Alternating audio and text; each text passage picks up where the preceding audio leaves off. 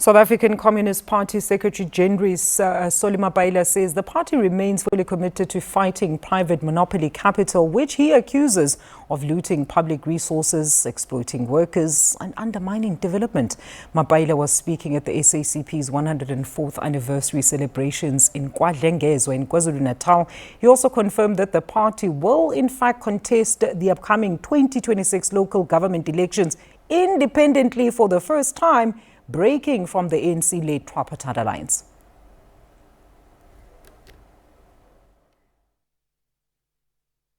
The lesson of our 104 years is very clear, that we cannot allow to have political freedom without economic emancipation that is not complete. That democracy without working class power remains hollow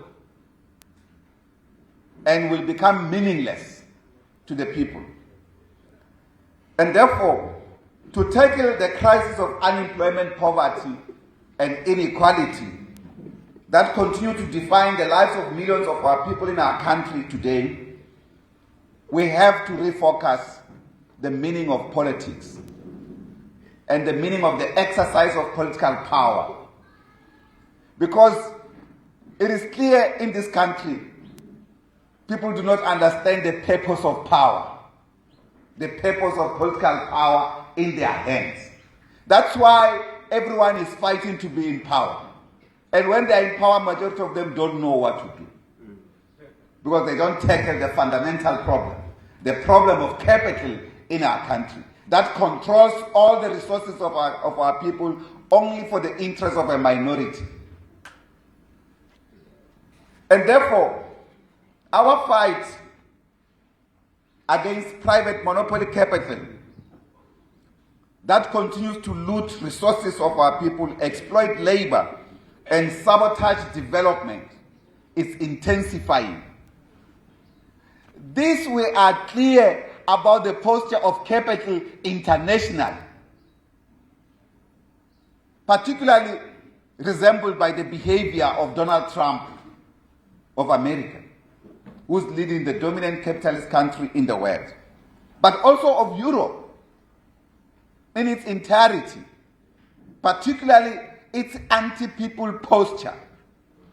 We cannot therefore say, because of this power of the US or of Europe or of capitalism, of imperialism today, we fold hands and do nothing about it. We have to continue the struggle for the emancipation of the working class and the poor in our countries. All right, for this discussion, we do have political analyst Dr. Professor Ntsikelelo Breakfast, who's joining us to also weigh in on the SACP's 104th celebration. So, Prof, thank you so much for your time. So, firstly, is the SACP not shooting itself in the foot and pursuing to contest the upcoming elections separate from the tripartite alliance led by the ANC? I mean, what are its chances realistically at the polls, you think? Yeah, I don't think that the SACP is made a call to contest local governments in good faith, largely because if you look at the municipalities where the ANC has fallen short of promoting development for the majority, some of the deployees of the ANC are also members of the Communist Party. So they also need to take full responsibility for some of the failures of the ANC at local government level. Secondly, I think the straw that broke the camel's back was the fact that when the GNU was created, the SACP was given one seat. I see of late they have 2 seats because one of their members was also appointed. But at the same time, I think they have always been interested in, even in the speech that you've just played, it was revolving around power. Power, power, power. Power for who? Power for themselves. So, I mean, the analysis is on point in terms of the contradictions between the working class and the bourgeoisie class, the analysis of the control of capital. I agree with that. I just think that they are always interested in pursuing power for themselves. Why would you want to walk out of your ally when your ally is on the back foot? I mean, I don't understand that. Professor, do you think the SACP still has relevance in today's society? What exactly is their message to the people in their quest for governance in our current political makeup? The type of social challenges that we continue facing with seemingly little solutions and will to actually address these. I mean, their focus is specifically, I suppose, from what we've been hearing, on private or dismantling private monopoly capital. I think the analysis of the SACP has always been on point in terms of the contradictions between the working class and the ruling class, that the means of a production are in the hands of the bourgeoisie class, and that creates this binary between the powerful and the powerless. I agree with that. It's just that with them, the problem is that they have always been entangled into this tripartite alliance of the ANC, and they've always allowed themselves to be led by, I would say, a middle-class organization. And by so doing, they have abandoned or put on hold the agenda of the working class. It's only now that they see that they are no longer in a position to be in government that they want to break out of the alliance, or maybe not breaking out of the alliance, but they want to stand by themselves. Now, the challenge is that the majority of people in this country do not understand what the Communist Party stands for. I can bet my bottom dollar, if you travel throughout the length and the breadth of the country and just pick and choose a tiny minority people of this country and ask them, what does the Communist Party stands for? Very few of them will be able to articulate the ideological framework of the SACP.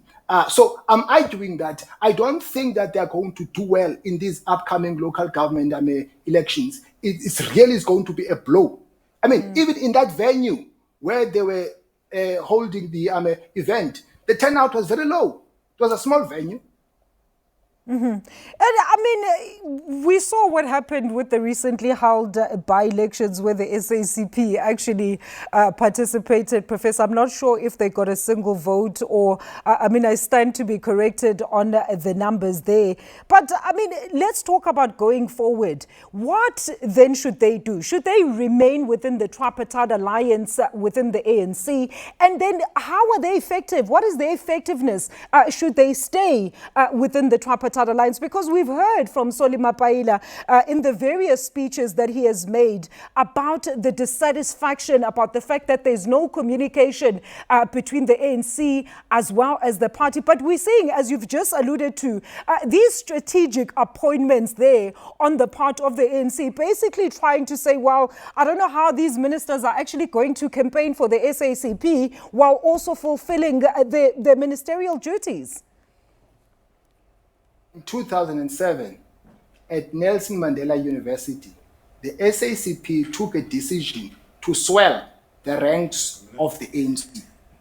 I think that was a correct in terms of fighting within the tripartite alliance with regard to the strategic direction of the alliance. Even at the time of Msholozi, when Msholozi ascended to the helm of power, I would argue and say the Communist Party or the left within the tripartite alliance had too much grip over the ANC. I think that was the best strategy. So I don't think that they stand a good chance at the moment to do well in these upcoming local government elections. Why? Because you don't win elections only by having good ideas. You also need money. I don't know who's going to fund them. So, I mean, due to the reasons that I've put forward, I don't think that they stand a good chance. I think they need to fight on the inside within the ANC and influence the direction of the ANC and also advocate for working class related public policies. But do you think those relations can ever be mended or reset between the ANC as well as the SACP, Professor, looking at, of course, some of those mentioned speeches by Mapaila? Yeah. What brings the ANC, SACP, and COSATU is the NDR. And I think the objective realization of the program of the NDR has not been brought to bear. Therefore, I think that alliance might still be relevant in my view. So, the NDR is about this notion that there's got to be a time where the revolution is led by the bourgeoisie class while the working class is being made ready to take over. So the second phase has not happened. So my argument is that I think that alliance is still needed. It's just that the SACP needs to fight on the inside. Because if they walk out of the ANC or the alliance, then the ANC will be captured by the bourgeoisie class, the class that they say they are fighting against. All right, Professor, great analyst, analytics there, great analysis, in fact, there from Professor Ntsikelelo Breakfast, joining us there, weighing in on the SACP's 104th anniversary celebration.